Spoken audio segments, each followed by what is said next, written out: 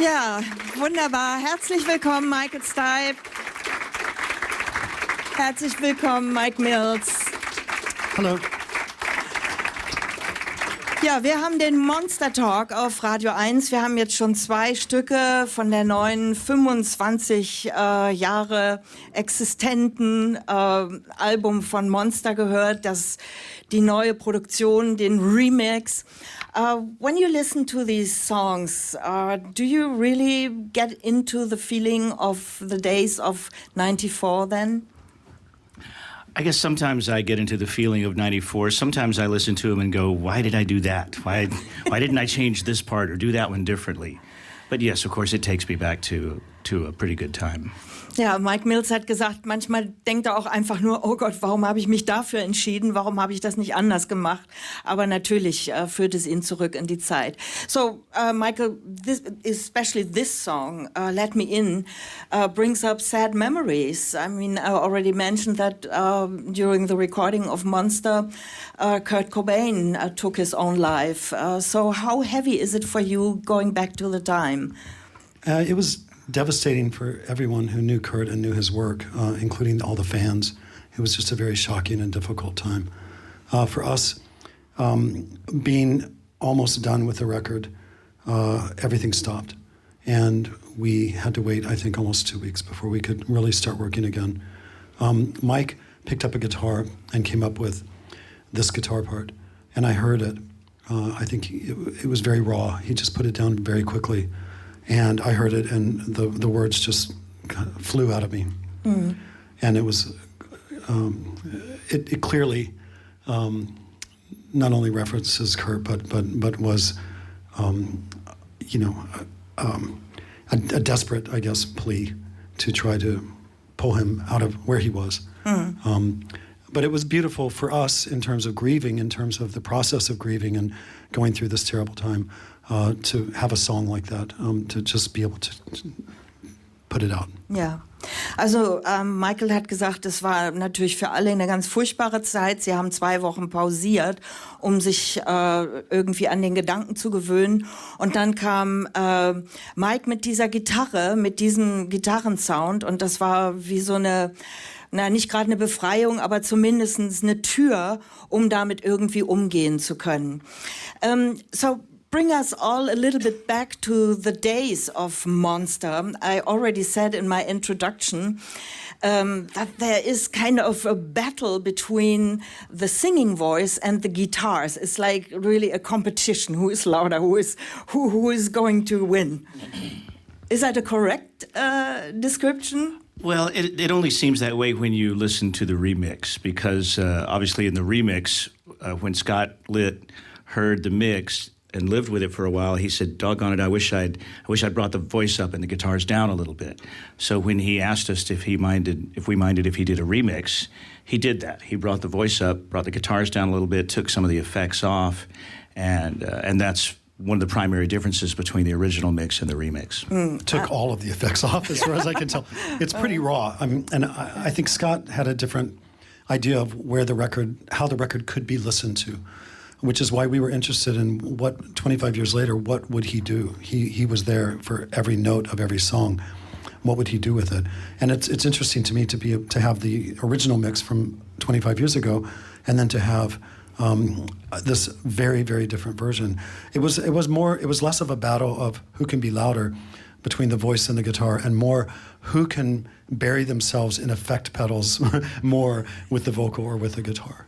Okay, also es ging eigentlich eher darum, also Scott Litt hat versucht, die Gleichheit oder einerseits gab es den wahnsinnigen Gitarrensound und andererseits die Gesangsstimme und jede Menge Effekte. Das erste, was Scott Litt im Remix gemacht hat, ist die Effekte completely rauszunehmen, also es eigentlich runter auf die Essenz zu bringen. Und das, was ich vorher beschrieben hatte als Kampf zwischen Gitarre und Stimme, das ist eher etwas, was man bei der Remix-Version empfindet und nicht so sehr im Original. I thought it was different, but anyway, it's your music. No, it's very, very different. That was the intention. Ja, absolutely. It's absolutely different. Das ist auch sehr interessant. Das ist das erste Mal, also R.E.M. haben bis heute 7 Mal, 7 times or 9 times, you did a 25th anniversary edition for an album. Is it the 9th time or I think forgot the name. 9th? Yeah, the 9th. Monster was the 9th record. Ja. It's the 9th. It's the 9th. It's the 9th. Also die 9. Ausgabe eines 25-jährigen Jubiläums-Wiederveröffentlichung. Aber dieses Mal haben sie das erste Mal tatsächlich einen Remix gemacht von dem, was original da war. Why did you decide on this album to actually do a remix? Well, it wasn't, I mean, we didn't think of it. It was Scott Litt's idea. This is the one record, Scott did 5 records with us, and this is the one he decided that pretty soon after we'd finished it, he immediately started thinking, I was like, I wish I'd done this differently. So he approached us some months back and said, do you guys mind if I remix a couple of songs? You can tell me what you think of it. And it was such an interesting idea, and the results were so dramatic that we said, okay, let's go ahead and do the whole thing. But it was all Scott, much more than us. Ja, also all blame on Scott. Or all credit to Scott. All credit on Scott. Also es war tatsächlich Scott Litt, der Band das vorgeschlagen hat. But you agreed. I mean, did you have the idea that Monster didn't need a remix? I don't think it does, but Scott thought it did. Okay. Also ich habe gefragt, ob Sie gedacht haben, dass Monster einen Remix gebrauchen könnte. Nein, Sie nicht, aber Scott. Und Sie haben sich darauf eingelassen. For me, a lot of what we put out 25 years ago was a direct reaction to the 2 records before. So from the tour that we did in 1989 until the tour that we did in 1995, we became very, very famous because of Losing My Religion, because of Everybody Hurts and Man on the Moon, Automatic for the People, and Out of Time. And it was very different. It was a very different landscape for us to move through. We wanted a record that was going to do something very different from Automatic for the People. And Monster became that record. And you did, of course, yeah. Ja, es ist also so, dass die beiden vorherigen Alben, Out of Time and Automatic for the People, ganz außerordentlich erfolgreich waren. R.E.M., you suddenly became a pop band. In a way, isn't it? Well, Stand is a very pop song. Yeah, not our first pop efforts. No. Shiny Happy People is a very pop song. Of course. What's the other one? Get Up is very pop. And what, should we talk about the weather? What's that called? Pop Song 89 is called Pop Song. So you can't get more pop than that. Yeah. Ja, und auf jeden Fall war die Reaktion der Band auf speziell diese beiden Alben, die ja 91 und 92 erschienen, dass sie Monster gemacht haben, ein wirklich eindeutig Gitarren-Distortion dominiertes Album. I already mentioned the video to Kenneth. You shot this video in Seattle in an old factory hall or something. Los Angeles. Sorry, not Seattle, I thought. What was the idea then? I mean, this was you were rarely to discover, you had cut up heads and stuff. What was the idea? Did you want to dive into the unknown? Or? We were playing with the idea of fame and celebrity, which a lot of is a theme that runs throughout the record. And by cutting off the heads of the band and just showing the bodies, there's a different focus. Ja, also sie haben das ganze Thema ist auf dem Album, beschäftigen sie sich mit Fame, also mit Berühmtheit, mit einer Celebrity zu sein, mit dem Struggle, den sie damit haben als Band, aber auch was generell in der Zeit in der Luft lag. Es ging ja auch viel um die sogenannte Generation X, was will sie, wohin will sie, keiner konnte sie fassen, und dieses Album war auf jeden Fall ein Statement in der Richtung. Und ja, okay. Ich hoffe, ich habe alles übersetzt. Maybe we get a little bit away from Monster. We get back to it. Where are you now? You both. You represent the band right now. Where's Peter? What is he doing? Peter Buck? Actually, I texted him earlier, and Did said, he answer? "Where are you and what are you doing?" Yeah. Did he answer? No, not yet. Okay. He's usually got about an hour lag before answers come. But he's probably in the Pacific Northwest and probably not very far from a recording studio.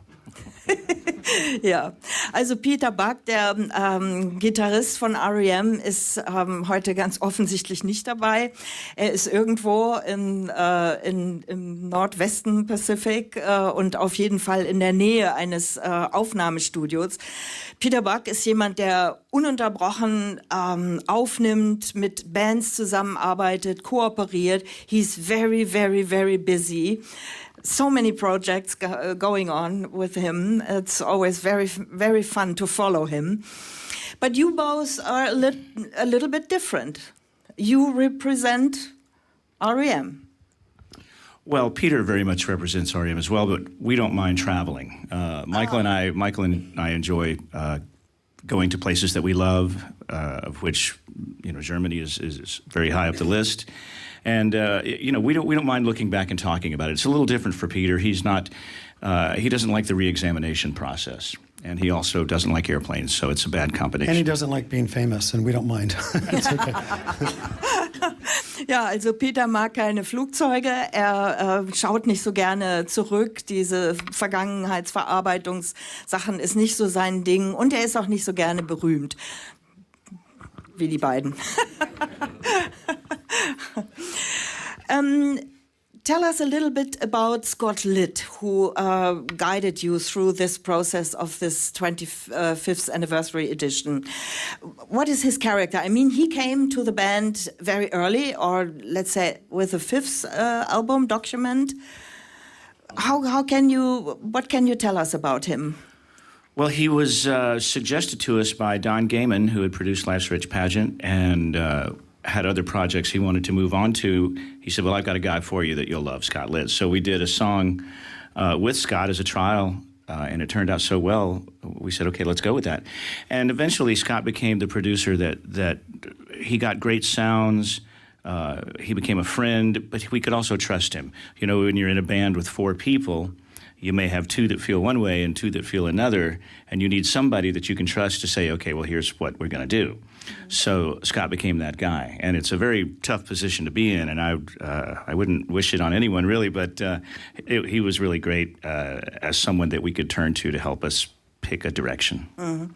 Also Scott Litt ist einfach ein Teil der Band geworden. Er hat die ganzen Prozesse, ist in allem integriert gewesen, hat ja diverse Alben mit R.E.M. produziert und ist einfach der Mann gewesen, der all die Prozesse auch erträgt, die eine Band im Entstehen eines Albums durchleidet, und er war der perfekte Mann dafür. But then you lost a little bit contact with him, I guess, but now he's back. So how was the reunion? Scott's a great friend, and he went off to do other pursuits, and I'm really glad that we're back in contact. We talk quite frequently. We've been texting each other about this and how proud we are of the record and how much I enjoy his remixes. And, it's just wonderful. It's wonderful to have him back in my life. Ja, also es ist einfach toll, dass er wieder dabei ist. Sie können wieder anknüpfen an dem, was früher war, und sie finden es toll. Hat gleich nach dem ersten Beispiel eines Remix war sofort klar, dass das ein gutes Projekt wird.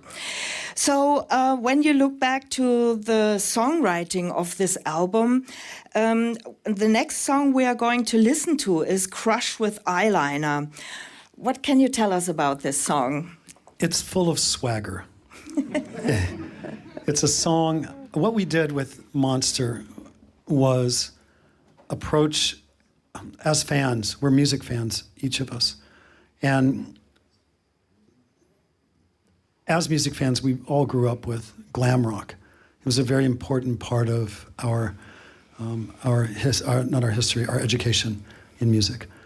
Glam rock was not a music that we had really explored as R.E.M., and Monster was the perfect time to do that. We wanted something that was raw and loud and a little bit distant and a little bit funny and a little bit ironic and had swagger and sex and just rawness.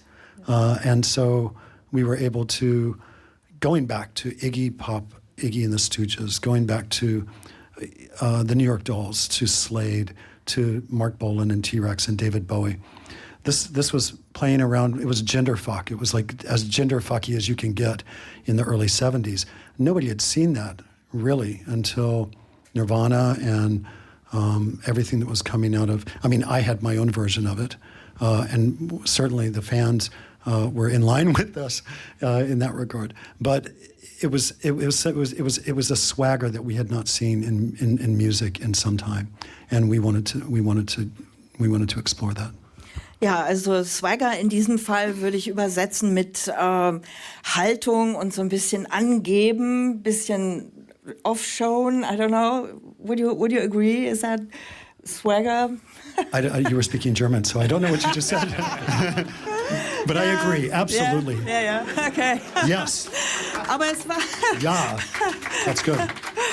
Es war auf jeden Fall etwas, was absolut gefehlt hat in der Zeit, und das von Musikern, die alle mit Glamrock aufgewachsen sind, was ein ganz wichtiger Teil ihrer musikalischen Biografie ist und war. Und die Bands hat Michael ja alle genannt, das muss ich nicht übersetzen. Und I wonder how much do you, when you create a sound for your band, do you really observe what's going on, so you step into the missing link of something, or is it strictly personal concerning to the band? You use the word observe, and that's exactly what happens. I see music, and so especially with music that I love, and Mike, Peter, and Bill provided that for me for 31 years. With music that I love, I see it, and then my job is to try to take this beautiful landscape and put people in it and put a story and put a narrative onto it. And that's what I did. Okay, also hat beobachtet, genau wie ich es gesagt habe, obwohl es eigentlich eher der Übersetzung geschuldet ist. Er beobachtet und er sieht Landschaften, er setzt die Leute rein und so entsteht die Richtung. Finde ich ein sehr schönes Bild. Okay, let's listen to Crush with Eyeliner. Ja, das sind die Freuden der Live-Sendungen. Das war natürlich nicht Crush with Eyeliner, sondern das war Circus Envy, der vorletzte Song auf diesem Album. Ich habe mich hier einfach in den beiden CD-Playern getäuscht. Für alle im Radio, wir sitzen hier auf der Bühne, völlig ungewöhnliche Situation. Normalerweise sitzen wir im Studio und da ist das sozusagen, sind die ganzen Handgriffe wie im Schlaf.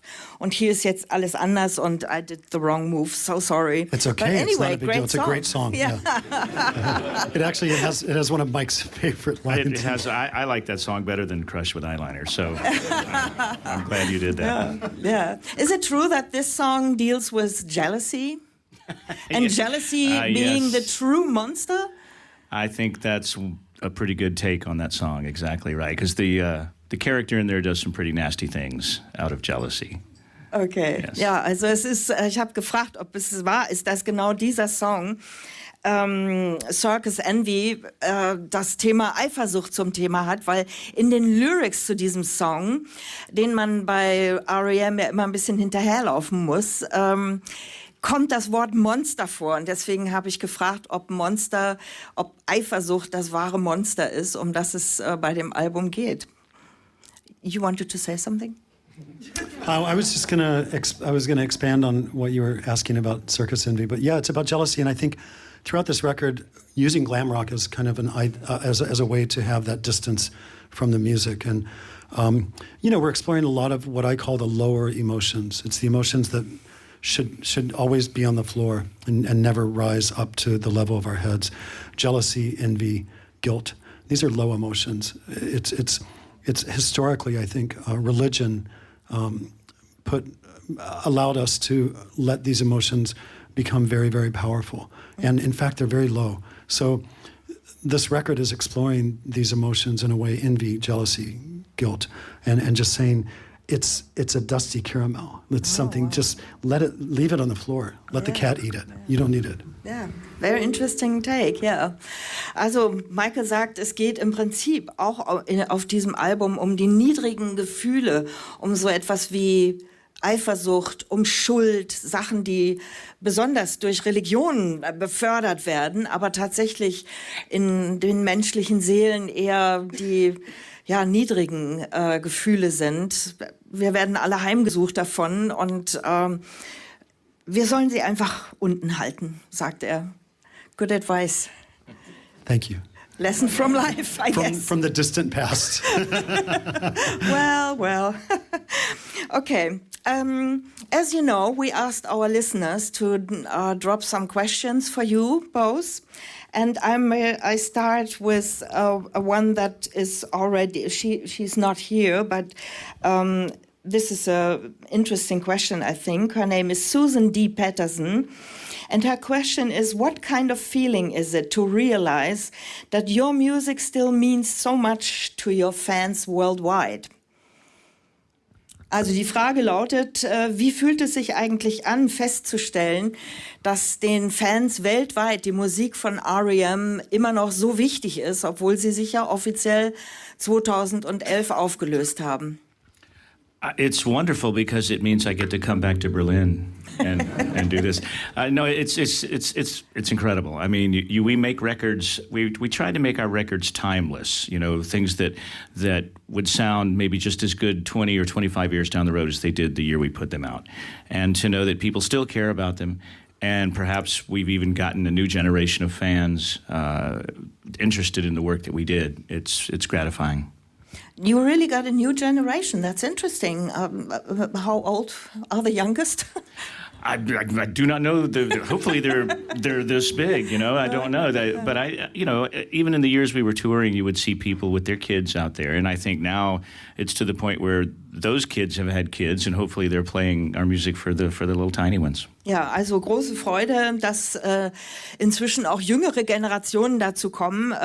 Das will ich jetzt mal nicht übersetzen, das Geplänkel hier. Auf jeden Fall ist es ein toller Grund, auch wieder nach Berlin zu kommen, überhaupt weltweit rumzukommen, das zu feiern und zelebrieren, dass den Fans die Songs, die Musik immer noch so wichtig sind. I have to grab my notes here, sorry.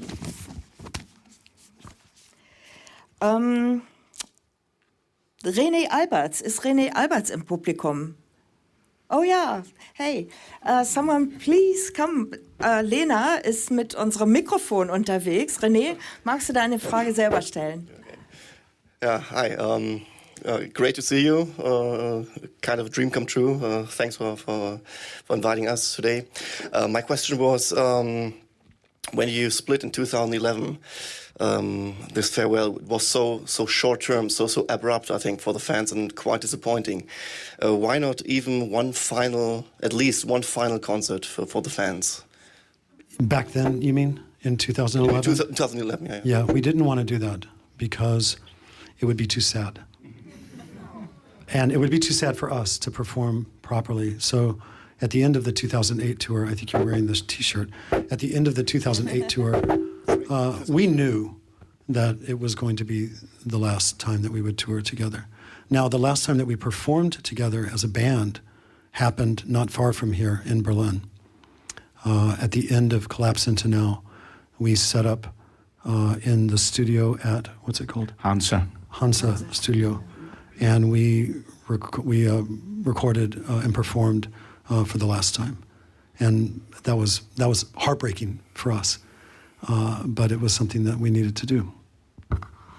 Ja, ich muss kurz übersetzen. Also René hat gefragt, warum sie nicht ein Abschiedskonzert gegeben haben vor der Auflösung. Und Michael hat gesagt, weil es einfach zu traurig gewesen ist. Sie waren die letzten Aufnahmen waren hier in Berlin im Hansa-Studio und es war einfach nicht möglich. Das wäre für alle Beteiligten und also für die Band einfach Katastrophe gewesen. Ich finde es eine gute Antwort. Yeah. It's also, I mean, we all know that I don't want to say shit about other bands or other performers because some people, I just saw Elton John on his farewell tour. It was fucking incredible. It was so amazing. As a fan and as a friend of his, I was so thrilled to be in the audience and to hear these songs for probably the last time live. He did Benny and the Jets. He did Funeral for a Friend. These are songs that I grew up with, and they mean so much to me. So that was great. But we didn't want to do the farewell tour. We didn't want to do a farewell show. It was too hard for us. So our last performance as a band in concert was Mexico City, 2008. Kind of unexpected, but we planned it that way. Yeah? Yeah, I mean, I remember walking on the stage after the show. Everybody was gone. All the equipment was cleared out. And I remember just walking by myself on the stage thinking, this is probably the last time we'll ever do this. We weren't 100% sure, but I was pretty sure. And it was kind of overpowering, very sad. Ja, 2008 in Mexiko war das letzte Konzert. Mike hat sich gerade daran erinnert, dass er es eigentlich gar nicht so richtig wusste, mehr ahnte und dass es extrem traurig war. Michael hat erzählt, dass er auf einem Abschiedskonzert von Elton John war und Songs wieder gehört hat, die ihm sehr, sehr viel bedeutet haben früher. Und das kann er zwar genießen, aber es ist halt super traurig, sowas. Und das wollten sie halt auf keinen Fall. Next question from a person with no name. So we can't ask. Maybe we reform. Maybe actually we'll reform. We'll do one final show if the aliens come down. Is that a promise? That's not a promise. I said maybe. Ja, vielleicht dann doch irgendwann ein Endkonzert, weil wenn die Aliens aus dem All zu uns kommen, eventuell dann, also so unwahrscheinlich. To save the future of Earth. Yeah, exactly. R.E.M must reform and perform 3 songs. Yeah. Then we would probably call each other and say, shall we save Earth or not? Okay, um die Erde zu retten, würden sie es noch einmal machen. Großartig. Maybe you will be needed. I'm sorry. Maybe you will be needed. We're performing our duties as humans pretty well. All right, yeah, but we heard your promise now. That was not a promise, that was a maybe. Okay. Do not put words in my mouth in any language. So here's the question. Who is your favorite contemporary music artist or band? Tom York. Tom York. That was easy. But his new record is amazing. Incredible. And the last time I saw him perform was incredible. So, we grew up with him a little bit. He's exactly 10 years younger than us. He was on the Monster Tour with Radiohead. It was the first time that we were on tour together. And it meant a great deal to us that this band, who were so incredible, we could see then, we could see then, they were going to become something profound. And they certainly have. Mhm. Ja, muss ich eigentlich nicht übersetzen, aber sie waren auf der Monster-Tour zusammen mit Radiohead unterwegs und das war für ihn einfach das Größte und deswegen Tom York forever, almost, right? And yours? I guess I would have to say, for someone who literally lives for music and someone whom music has literally saved his life, someone who works harder for and with music than anyone I know, I'd have to say Scott McCaughey is probably my favorite contemporary musician. Some of you may know he played with R.E.M for many years. I play in a band or two with him, and he is just the most dedicated, loving, kind person that I can really think of. And for him, music is everything. And he's also very good at it. Also auch von ihm eine ganz klare Antwort. Scott McCaughey, ein Musiker, mit dem R.E.M lange Zeit auf Tour waren. Er ist ein guter Freund von Peter Buck, gehört zu den Bands Young Fresh Fellows, The Minus Five, Baseball Project as well. So he's totally linked to R.E.M. Und es ist auch so gewesen, immer wenn Scott McCaughey auf der Bühne war und man nicht so richtig aufpasste, man konnte ihn und Peter Buck immer verwechseln, weil die sich so ähnlich sehen. You know that you could mistake Peter and Scott sometimes on stage because they look so. Scott McCaughey wears the dark glasses, so you can tell. Yeah, well, that helps, yeah. They smell different. Oh, okay. Okay, sehr schön. Okay, we had that. One thing here is from Elke Donich. Ist Elke da? Nein, Elke ist nicht da. Keine Elke. Ja, Elke hat sich aber immerhin mit einer Frage hier geäußert. Und zwar, it goes like this. How often are you in Athens and do you ever hang out with the other guys back at home?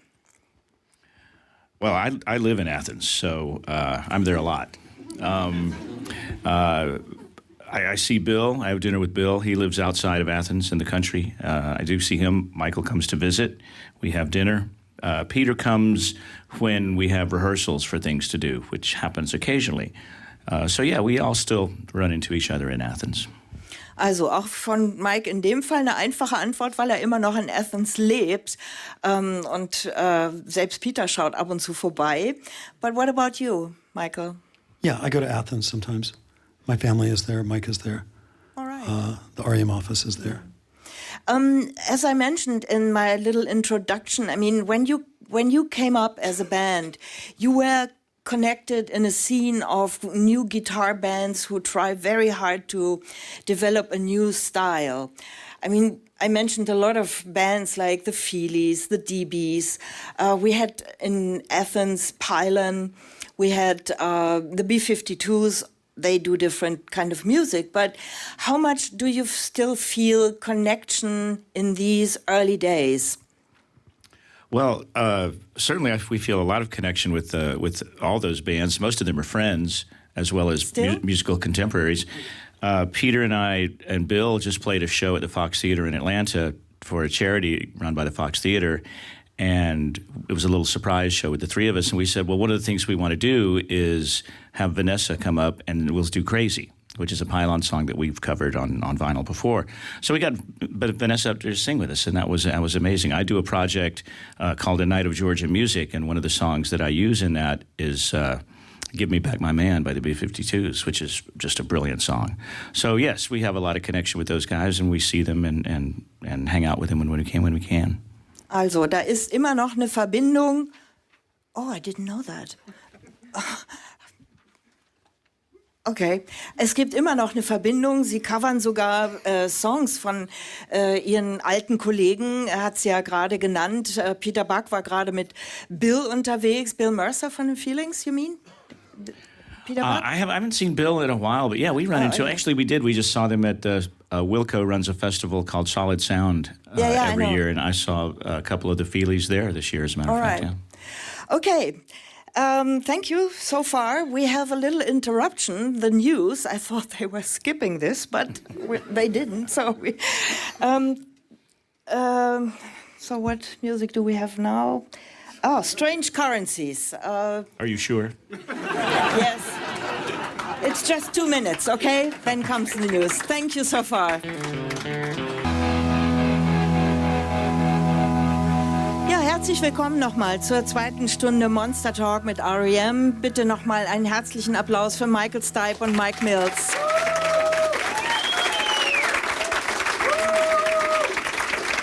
Also, Pardon? Peter Buck texted back. Oh, cool. He says hello to you. Beautiful. And I said, where are you and what are you doing? And he said, cool. That he's really excited that we're here. I'm in Portland rehearsing with Scott today, so there you have it. Cool, that's exactly how we imagined it, right? Exactly. Ja, also, Peter Buck hat auf die SMS geantwortet, als wir uns vorhin trafen. Habe ich ihn gefragt, was Peter Buck macht. Und er hat gesagt, das ist irgendwo, ich schreibe ihm mal, dann wissen wir hinterher, wo er ist. Und jetzt hat er geantwortet. Cool. Er ist gerade mit Scott McCoy zusammen. Wunderbar. We miss them. Yeah, they're good guys. You said earlier that you try always to try to do a classic album that works for nearly all time. How do you manage that? Mich beschäftigt die Frage, Michael hat ja vorhin gesagt, dass Sie immer versuchen, wenn Sie ein Album aufnehmen, dass es ein zeitloses Album werden soll. Etwas, was über die existierende Periode hinaus relevant sein soll. Wie macht man das während des Aufnehmens? That's such a great question, and it's really... It has a lot to do with what we're here talking about, which is Monster, and when the time period around Monster, and what allowed us to kind of give birth to such a record. Timelessness is something that we as a band thought was very, very, very important. I personally, through photography, it was around 1992, started reframing images. Instead of editing out parts of right now, like a garbage can or a microwave popcorn bag, or a T-shirt that would say something that would indicate that it's 2019 or 1992, I would edit it in. I would bring it in. And the music started to follow that. Timelessness became less important to us. And I think that this record is very much of its time. But looking back 25 years, it now feels, I'm blushing to say it because it seems arrogant, but it feels really prescient. It feels like we did something then that indicated where things were going. And so here we are. That's it. That's all. Also Michael hat von seiner Erfahrung als Fotograf berichtet. Er ist ja ein sehr eifriger und toller Fotograf.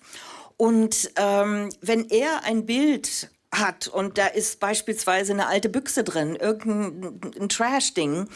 Andere würden das rauseditieren, irgendwie rausphotoshoppen. Er lässt es drin. Im Gegenteil, das sind für ihn ganz wichtige Aspekte, um ein Foto wirklich als Dokument in dem Augenblick auch wahrzunehmen.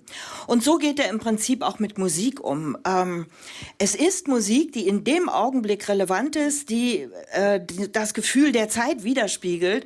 Und er sagt, er errötet ein wenig, wenn er sagt, jetzt Monster zu hören, gibt ihm ein Gefühl, als ob das, was sie damals gemacht haben, wirklich noch heute relevant ist. Und ja, eine nette Beobachtung, würde ich sagen. It's a very. Do you have this observation with every album? By R.E.M? No. No, I wouldn't say so. But I do think. I mean, we forged our own path. We tried very hard not to be a part of what was to be a part, but not to. Well, to be very specific, for example, in the early '80s, there was a very particular snare sound, and everyone was using it. And one of the few times we got pressure from our record company was to use this snare sound, and we said, no, we're not using that. They said, well, it'll help you get on the radio. We said, well, we don't care. You knew that when you signed us that was not important to us. And to this day, if you hear a record with that snare sound, you go 1982, and you know that's when it is. And so the fact that that's the sort of thing that we studiously avoided so that the record wouldn't be pegged and tied to a particular year or time. Ja, also Mike Mills hat jetzt gerade noch mal gesagt, dass sie von der Plattenfirma nahegelegt bekommen haben, in den 80ern wurde ein ganz bestimmter Snare-Sound favorisiert. Der tauchte überall auf. Und sie haben gesagt, nein, das wollen wir auf keinen Fall. Wir wollen nicht so klingen wie die anderen, nicht diesen modischen Sound aufgreifen, sondern wir bleiben bei unserem. Und das hat sich ja letztendlich auch bewahrheitet als eine gute Entscheidung. Was there anything that you regret sound-wise? Did you sometimes think, oh, maybe Up shouldn't have been so electronic or something? No, we have really, I think, very few regrets about anything we did on record. And Up, I'm really proud of Up. Up was made by a band that... Why'd you mention that? I'm kidding. Of all albums. Well, she mentioned Up. Oh, you did? I'm sorry, I didn't hear that. I'm sorry. Guilty. No, I spaced out for a moment there. I'm sorry. No, I mean, Up was a record made by a band that could have easily... just quit and gone home, and instead we said, okay, we're gonna fight through this.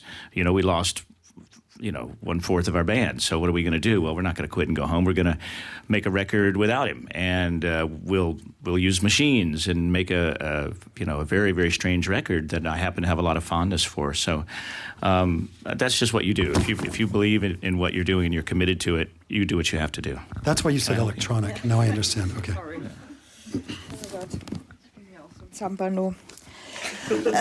I'm sorry. Okay, I didn't really follow, but... Shit. That's okay. Now you know how I feel all night long, because you speak German all night long. I can't follow you either, so... That was it with the questions. I'm sorry. Pardon? Oh yeah, okay. Have a real life question. Okay, it better be good. Hi, I'm Anna, and my question is about friendship, because you were talking about tensions between band members while you were working on Monster. So I wanted to know, what did you do to get past that?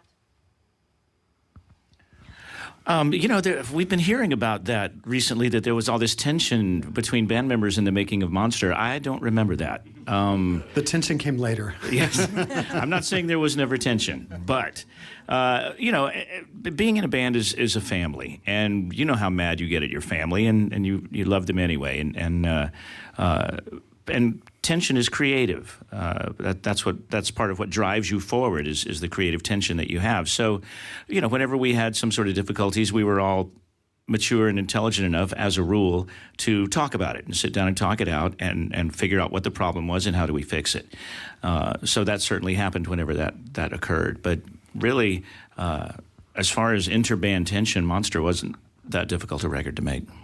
Also die Frage ging um Spannungen innerhalb der Gruppe während der Aufnahmen zu Monster. Es gibt immer wieder Gerüchte dazu, aber abgesehen von den normalen Zwistigkeiten, die immer wieder passieren, ist das absolut nicht der Fall gewesen, war Mikes Antwort darauf.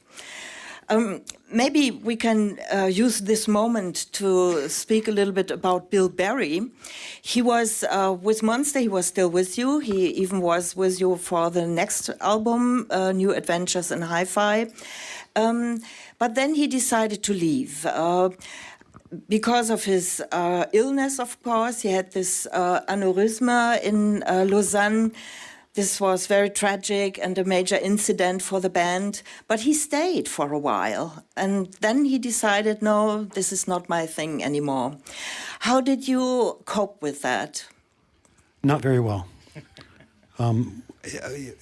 When someone leaves a group like this, whether it's a family, as Mike mentioned, or a group of musicians trying to create something together, there's a giant gaping hole, and that hole has to be filled. The roles are changed by the emptiness of one person, and so we laugh about it now, and we laughed about it then, but that's where the tension came. That's when things became a bit more difficult.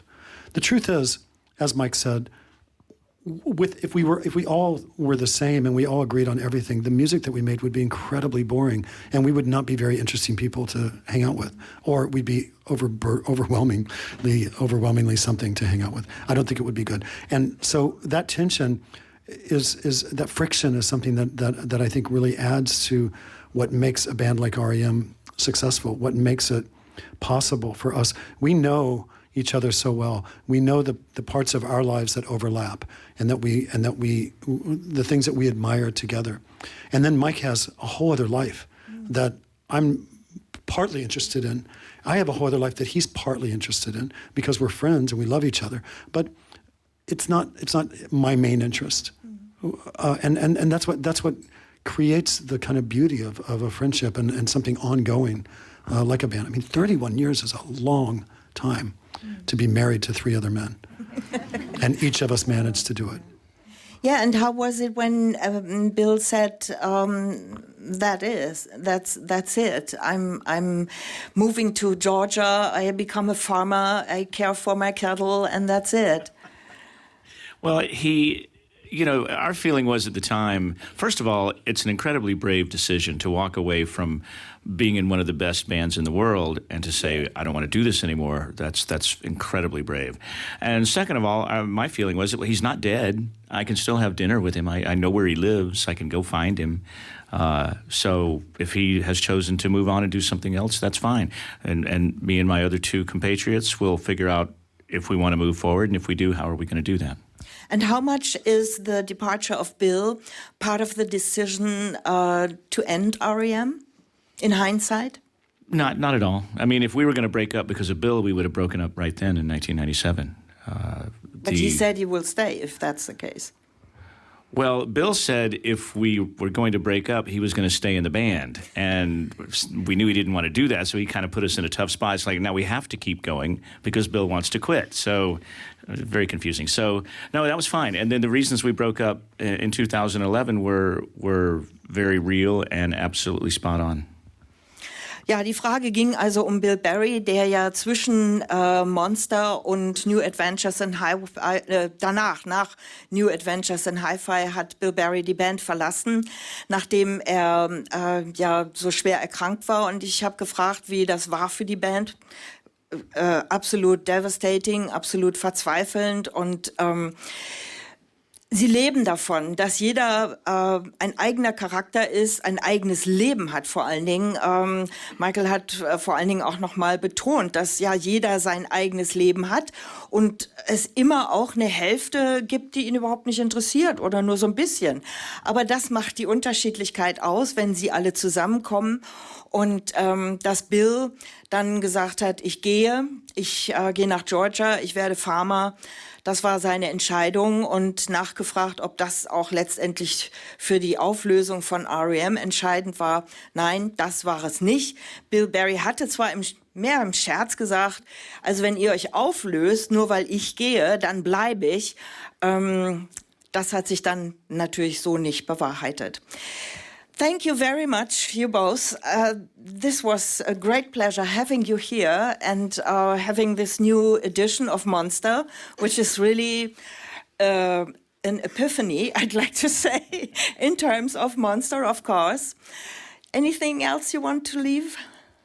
No, thank you for having us. Yeah, it was a great pleasure to talk to you, and it's great to be here. Thank you for the support. Thank you very much. Thank you all.